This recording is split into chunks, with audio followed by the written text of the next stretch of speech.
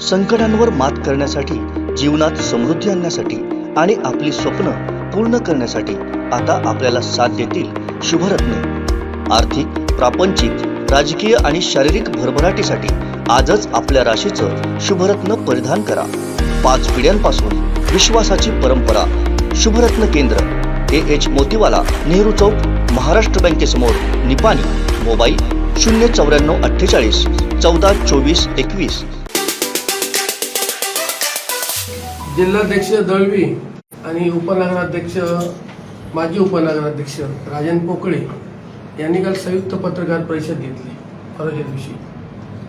काल जरा थोडा बिझी असल्यामुळे, पालकमंत्र्यांसोबत असल्यामुळे मला उत्तर देता आलं नाही, पण त्याचं उत्तर आज देणं क्रमप्राप्त आहे। त्यांनी राजन तेलींवर, जे आमचे जिल्हाध्यक्ष आहेत, त्यांच्यावर आरोप केलेत की तुम्ही या मतदारसंघात कधी निवडून येणार नाही किंवा तुम्ही जरी घर बांधलं तरी त्याचा काय उपयोग होणार नाही, असं त्यांनी संयुक्त पत्रकार परिषदेत सांगितलं। या दोन्हींना मला सांगायचं आहे की राजन तेली हे जिल्हाध्यक्ष आहेत भारतीय जनता पार्टीचे आणि सत्ताधारी पक्ष आहे। कोणी निधी आणला, काय आणला, हे सर्व ज्ञात आहे। एवढी वर्ष या जिल्ह्यात एवढा निधी कोणी आणू शकलं नाही, ते सन्माननीय रवींद्र चव्हाण साहेबांनी हा जो निधी आहे तो आणलेला आहे। त्याच्यामुळे कुठचा विषय कुठे या दोघांनी नेऊ नये, असं मी त्यांना पत्रकार परिषदेद्वारे त्यांना सांगू इच्छितो। आणि मला असं वाटतं की जी फुकटची वायफळ बडबड आहे की बाहेरचा आहे, तो आमचा पक्षाचा अंतर्गत प्रश्न आहे।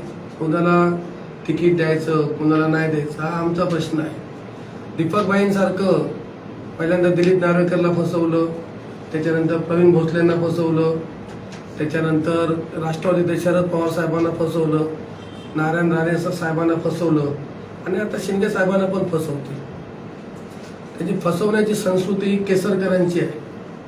त्याच्यामध्ये संस्कृतीवर बोलण्यापेक्षा आपला नेता कुठच्या संस्कृतीचा आहे तो त्यांनी प्रथम पाहावा, कारण फसवणूक हा केसरकरांना शब्द योग्य आहे।